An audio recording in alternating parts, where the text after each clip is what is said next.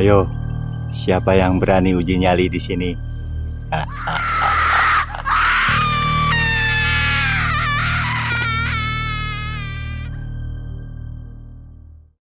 Teman-teman, pertama kali saya jalan-jalan bermain ke perkebunan teh Margawindu itu pada tahun 1990 atau sekitar 32 tahun yang lalu.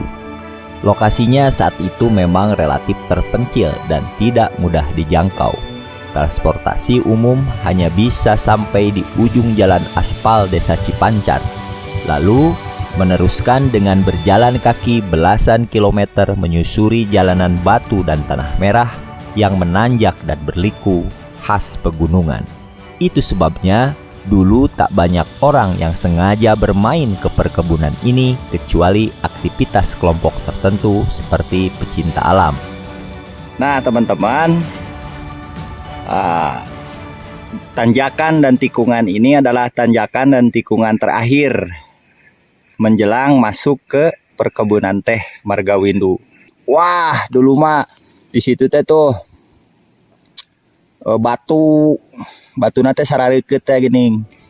Pakai apa? Tanahnya tanah merah gitu. Tanah liat, tanah merah gitu. Kalau hujan pasti licin. Tapi kalau udah nyampe tanjakan ini, rasa lelah tuh berganti harapan karena sebentar lagi langsung melihat perkebunan teh. Oke. Dan ini memang akses ke Curug Cigorobog. Nah, di belakang saya nih. Kalau sekarang, ya hampir setiap akhir pekan kawasan ini ramai oleh pengunjung. Apalagi jika musim libur lebaran tiba, konon sampai macet. Saya teringat, saat mulai memasuki kawasan perkebunan, di tahun 1990 itu, saya dan rombongan lapor lalu meminta izin kepada petugas pengelola perkebunan yang berada di sebuah bangunan rumah semi permanen atau rumah bestong seperti dalam ilustrasi video ini. Nah, teman-teman, dulu sekitar tahun 90 saya datang ke sini bersama teman-teman jalan-jalan di sini. Ini dulu jalan batu ya. Dan ya, masih banyak semak belukar di pinggir jalan. Tetapi di sekitar sini itu indah sekali karena sudah mulai memasuki hamparan perkebunan teh. Ya, perkebunan teh Margawindu. Kalau sekarang ini udah tidak terawat ya. Udah tidak terawat. Nah, oke. Di sini dulu ada bekas kantor perkebunan, kantor pengurus perkebunan. Sisa pondasinya masih terlihat.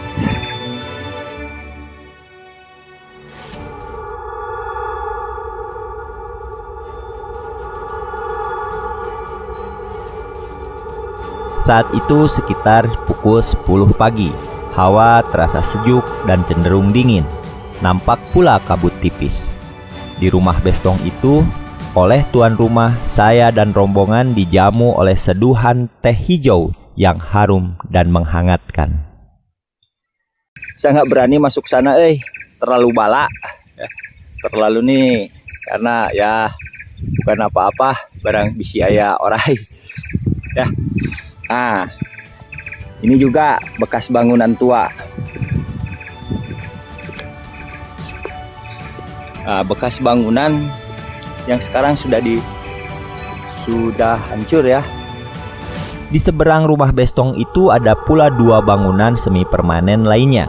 Selain menjadi kantor perkebunan, tiga bangunan tersebut nampaknya memang sekaligus menjadi tempat penginapan bagi mereka.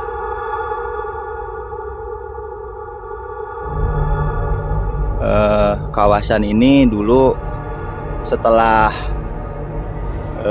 kantor perkebunannya sudah tidak aktif lagi, bangunan ini konon ada kisah-kisah misterinya. Wallahu a'lam bishawab. Tapi sekarang bangunannya sudah hancur, dimakan usia. Teman-teman, beberapa kilometer setelah rumah Bestong itu, ada semacam loji atau gudang tempat penimbangan dan penyimpanan hasil perkebunan. Ning sekali. Sepi. Kita deketin yuk. Dulu kami sempat menyaksikan bagaimana para penggarap mengangkut pucuk-pucuk daun teh yang telah dipetik ke loji tersebut. Sayangnya saat itu kami memang belum sadar sejarah. Hal seperti itu tak menarik kami untuk memotretnya. Apalagi roll film di kamera dulu memang terbatas, jadi lebih digunakan untuk memotret pemandangan dan aktivitas kami sendiri. Nah, sekarang seperti apa kondisi sisa bangunan loji yang masih ada? Sisa bangunan zaman Belanda yang telah mengelola perkebunan teh ini sejak dulu, sejak zaman kolonial.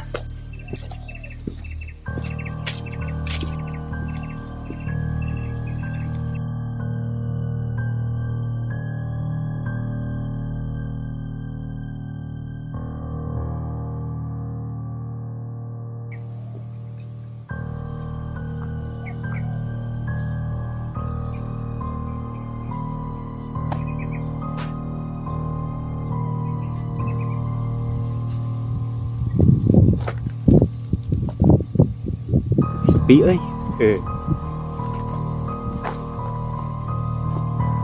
Oh, kantornya gini. Bismillah. Astagfirullah.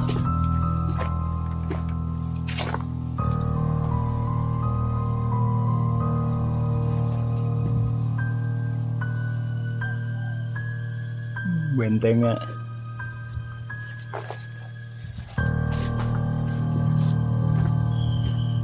Bukan apa-apa, saya mah takut ada ular. Aduh. Kalau tanaman sawit ini baru ini, dulu nggak ada.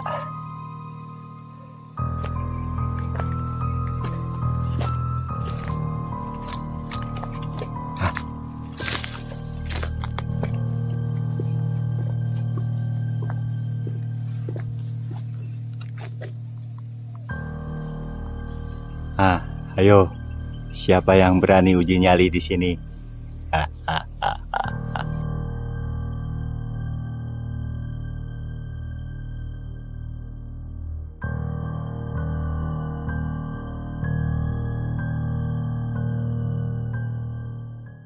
Aka pungkur abdi teh tahun 80-an mah sok ka dieu ameng.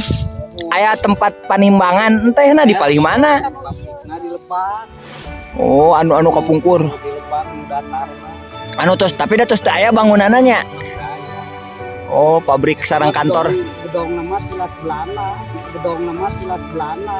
Gedong nama tilas Belanda. Anu paling mana? Anu di Lebak. Anu di Lebak tadi dihanap, anu ageung sanes. Aku ngagaring diri. Tapi da tos teu arayaan atap namanya. Ieu na si. Oke, teman-teman, jadi menurut Pak Ono, perkebunan teh ini sudah ada sejak zaman Belanda ya Pak ya. Kemudian dinasionalisasi.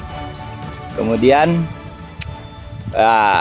saat ini sudah tidak lagi berproduksi secara industri ya, tapi warga dalam hal ini memanfaatkan sisa-sisa tanaman teh yang masih bagus.